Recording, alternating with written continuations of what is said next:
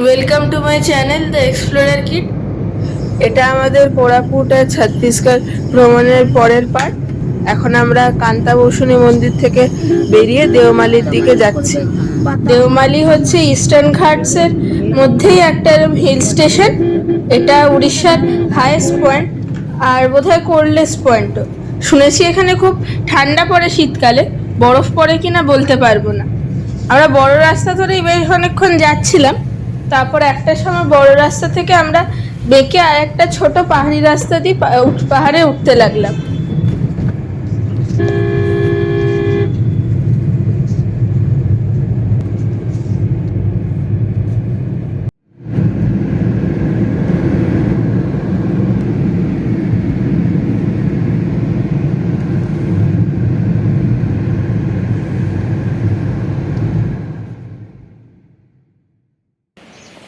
আমরা এখন দেওমালি যাওয়ার রাস্তায় আছি। এই রাস্তায় একটা সুন্দর ভ্যালি পড়েছে, সেইখানে ছবি নিচ্ছিলাম। একটা ছোট্ট নদীও আছে এখানে। ওইখান থেকে বেরিয়েছে কোথাও একটা থেকে। আর কোথায় যাব? ওই যে ওইখান, ওই একদম পাহাড়ের ছোটটায় যাও, ওটা উড়িষ্যার সবচেয়ে ঠান্ডা জায়গা। দেখুন হচ্ছে এই পাহাড়গুলো ওইটার চেয়ে বেশি উঁচু। इधर भी रोड है मगर अच्छा नहीं है रोड। कम जाता है। আমরা এখন এই দেওমালি পাহাড়টার একদম টপে এসে গেছি। এই টপে প্রচুর লোক আছে, বেশিরভাগই এরকম পিকনিক করতে এসেছে। আজকের ওয়েদারটা খুব ভালো, মেঘও আছে তেমনি রোদও আছে, আর ভিউ খুবই ভালো দেখা যাচ্ছে। এখানে শুনেছি প্যারাগ্লাইডিংও হয়, কিন্তু কোথায় হয় কি হয়, মানে প্যারাগ্লাইডিংয়ের জিনিসপত্র কোথায় রাখা থাকে বা কোথায় হয় সেরকম কিছুই আমরা দেখতে পেলাম না। আমরা এখন আপাতত আছি দেওমালিতে। এখান থেকে পুরো চারদিকে 360 ডিগ্রি ভিউ পাওয়া যায়। এই পাহাড়টার উপরে চড়া যায় বোধ হয় এই রাস্তাটা দিয়ে। আমাদের ভিউ পয়েন্ট ওয়াচ টাওয়ার এখান থেকে দেখা যায়। আর এই ভিউ, এটা হচ্ছে ওটিডিসির বাংলো, ওখানেও থাকা যায়। আর এই ভিউটা এইখান থেকেই ভালো দেখা যাবে। আজকে তারপর ওয়েদার অনেকটা ক্লিয়ার আছে, আরো ভালো ভিউ দেখা যাচ্ছে।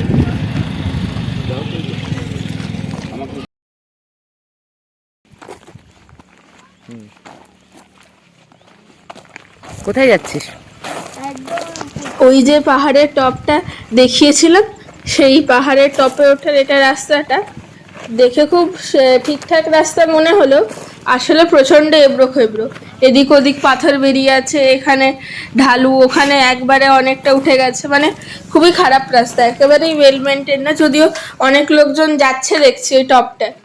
আমরা জানি না কতদূর যেতে পারবো, যতদূর রাস্তাটা এরকম মোটামুটি ঠিকঠাক আছে ততদূর গিয়ে আবার ফিরে আসবো না হয়। আমরা ওই রাস্তাটা ধরে আর খুব একটা বেশি উপরের দিকে উঠিনি, রাস্তাটা খুবই খারাপ হয়ে গেছিলো শেষের দিকটায়, নেমে এলাম। এমনিতেই যে দেওমালি জায়গাটা এইখানটায় খুবই ভালো, খুবই সুন্দর ভিউ দেখা যাচ্ছে।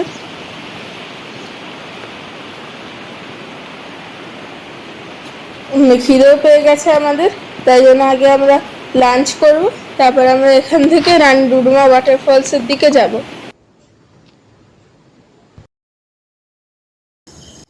পার্কিং লট থেকে বেশ খানিকটা ডিস্টেন্স ফলস অব্দি যাওয়ার জন্য। পুরো রাস্তাটাই পাহাড়ের গায়ে বানানো, আর অনেকটা ডিস্টেন্স হলেও খুব একটা উঁচু নিচু না, মাঝে মাঝে বসার জায়গা বানানো আছে রেস্ট নেওয়ার জন্য। আমরা এরকম বসে বসে রেস্ট নিয়ে মাঝে একবার শশা টশা খেয়ে রিচার্জ হয়ে পৌঁছালাম। আমরা এখন আছি রানী ডুডুমা ওয়াটারফলে। আমরা এই খানিকক্ষণ আগে লাঞ্চ করেছিলাম, গাড়ি করে খানিক বেশি, তারপর অনেকটা হেঁটে এসেছি। এটা হচ্ছে ওয়াটারফলটা। প্রথমে উপর থেকে এই বড় পাথরটার উপর পড়েছে, তার উপর স্টেপ স্টেপে ভাগ হয়ে পড়ে এইখানে, কিন্তু এইখানে এটা একটা ছোট্ট সরু চ্যানেল আছে, সেই চ্যানেল দিয়ে বেগে একটা পুকুর মতন বানিয়ে ওইখানে ওইটুকুনি চ্যানেল দিয়ে পড়ছে নিচে।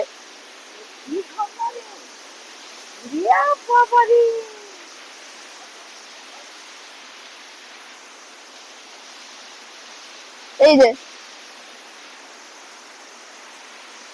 এরকম ছোট বড় পাথরের মাঝে এরকম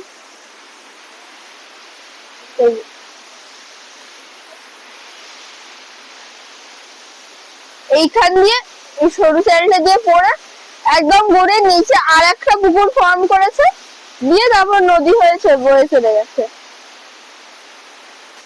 এটা হচ্ছে ড্রেস চেঞ্জিং রুম।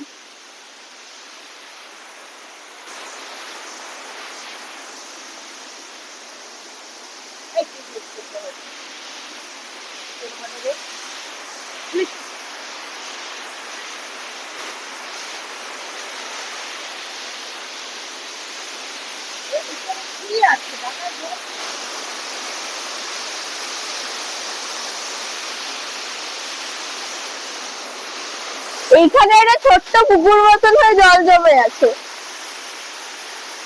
এখানে মাছও আছে, ছোট ছোট গাপ্পি আছে, বড় বড়ই আছে বেশ।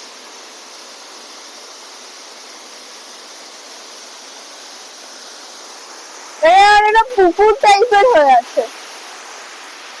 এইটা তো নিশ্চয়ই না ওয়াটারফল থেকে কোন এই যে পাথর গড়িয়ে গড়িয়ে জলটা এসে পড়ছে এখানে, তাই জন্য এরকম পুকুর হয়েছে। এইটা আবার ছোট্ট ওয়াটারফলের মতন এইখানে পড়ছে। এখানে আবার একটা ছোট্ট পুকুর আছে, এরকম পুরো পাথরের খাদে খাদে জল জমে আছে।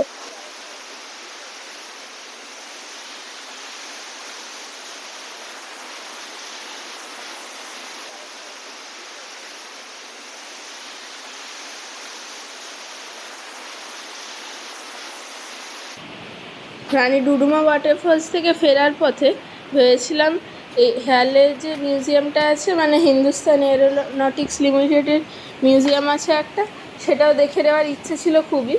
কিন্তু মিউজিয়ামটা বাইরে গিয়ে দেখলাম গেটে তালা মারা, আর সামনে প্রচুর গোবর টোবর নোংরা পড়ে আছে।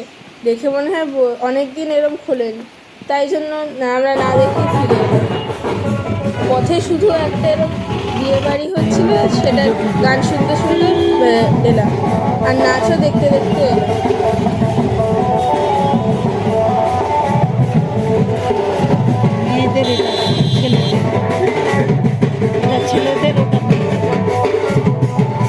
আমরা এখন আপাতত কোরাপুটে আছি।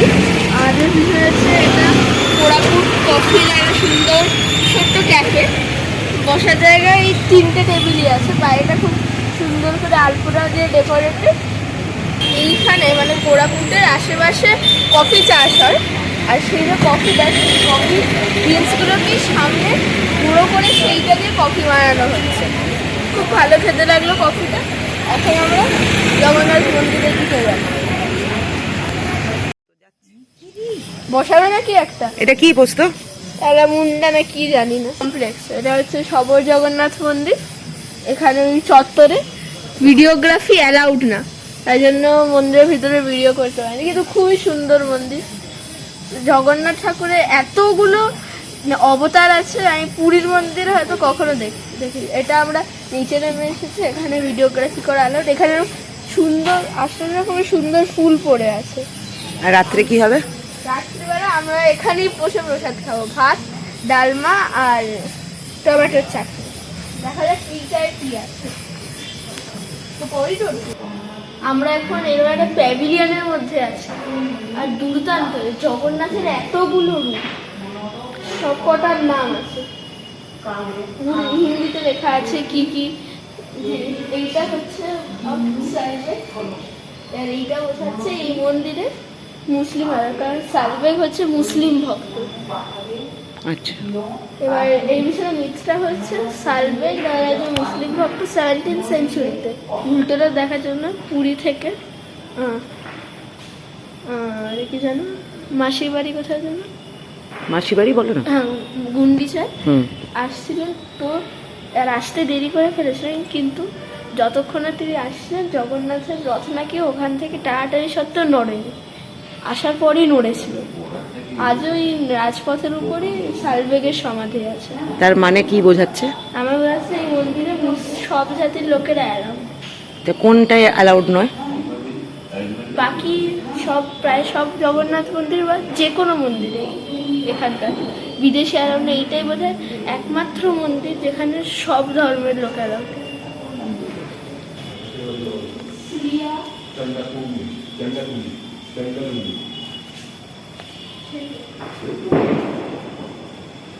মহিলা কথা ওই কৃষ্ণকেই এই জগন্নাথকেই জগন্নাথ দাস, বলরামকে বলরাম দাস। এই অবতারটা এখন আসেনি, ঠিক আছে? যিনি একজন ভগবান আসবেন চন্দ্রাকুণ্ডী, চন্দ্রাকুণ্ডী, চন্দ্রাকুণ্ডী, মহিলা কথা ওই কৃষ্ণকেই এই জগন্নাথকেই জগন্নাথ দাস, বলরামকে বলরাম দাস। এই অবতারটা এখন আসেনি, ঠিক আছে? যা হবে সব তিনজনেরই। আসবেন উনি এসে বসাবেন।